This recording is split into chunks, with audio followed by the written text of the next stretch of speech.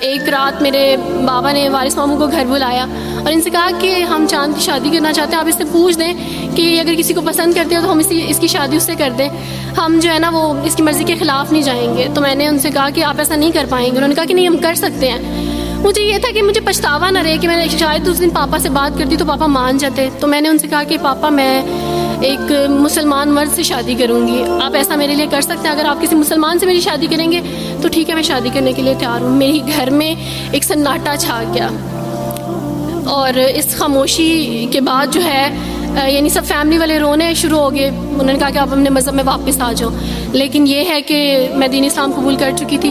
آپ یقین جانیں جس طرح لوگ مختلف ہیں اسی طرح ان کے مسائل بھی مختلف ہیں. مجھے مینٹلی بے انتہا ٹارچر کیا گیا. مینٹلی مجھے یعنی اس چیز کا احساس دلوایا گیا کہ ماما پاپا روتے ہیں. میرے پاپا نے آپ یقین جانیں خود کو پھانسی لگانے کی کوشش کی میری آنکھوں کے سامنے. میری ماما نے خود پہ پیٹرول ڈال دیا اور خود کو جلانے کی کوشش کی میری آنکھوں کے سامنے. اور میں اپنے روم میں بیٹھی یہ کہتی تھی کہ اللہ اگر میں حق پہ ہوں نا تو میری فیملی کو کچھ نہیں ہونا چاہیے. پھر بہرحال مجھے میری فیملی سے نکال دیا گیا یہ اس ڈر سے کہ میری وجہ سے دوسرے بہن بھائی بھی اس راہ پہ نہ چلے جائیں. اور وارث ماموں کو بلا کے مجھے گھر بھیج دیا گیا, ان کے گھر بھیج دیا گیا. جب میں گھر سے آ رہی تھی تو وارث ماموں نے کہا کہ بیٹی اگر آپ کا کوئی سامان ہے تو آپ لے لیں. تو میں نے ان سے کہا کہ اس گھر سے صرف ایک ہی چیز میرے ساتھ جا رہی ہے اور وہ ہے میرا نام جو ماما پاپا نے مجھے دیا تھا. میں چاند رات پہ پیدا ہوئی تھی اس لیے انہوں نے میرا نام چندہ رکھا تھا. بس وہ نام لے کے آئی. آپ یقین کریں ہمیں کہا جاتا ہے جبرن اسلام قبول کیا جاتا ہے. اسلام قبول کرنے کے بعد وہ جبر کیا جاتا ہے کہ آپ سوچ بھی نہیں سکتے. آپ کو اپنے ماں باپ سے ہی ملنے نہیں دیا جاتا, آپ کو اپنے ہی چھوٹے بہن بھائیوں کے پاس نہیں جانے دیا جاتا. آپ ہاسپٹل میں تھی ڈیلیوری کے ٹائم. آپ یقین جانے میرے پاس کوئی بھی نہیں تھا جو مجھے بیڈ سے اٹھا کے بٹھا سکتا.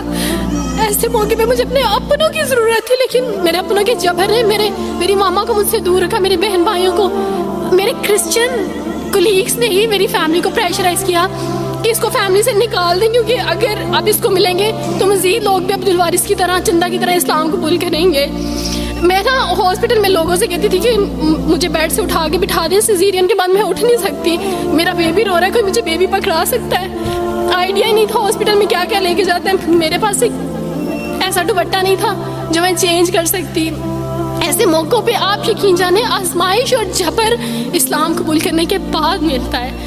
مجھے آپ سب سے توقع ہے, آپ سب اسلامک اداروں سے توقع ہے کہ اب آپ ہمارے لیے سٹیپ لیں. ہمارے اپنوں نے تو ہمیں چھوڑ دیا, انہوں نے جو ہمارے ساتھ جبر کیا اس جبر کے بدلے آپ ہمارے ساتھ نیکی کریں. اب آپ کیا سٹیپ لیتے ہیں نیو مسلمس کے لیے جن پر یہ الزام لگایا جاتا ہے کہ ان پہ جبر کیا جا رہا ہے؟ ہم پہ جبر نہیں, ہم پہ جبر اسلام قبول کروانے والوں نے نہیں کیا, بلکہ جن کے گھروں سے ہم آئے تھے اسلام قبول کرنے کے بعد جبر تو ان کی طرف سے تھا.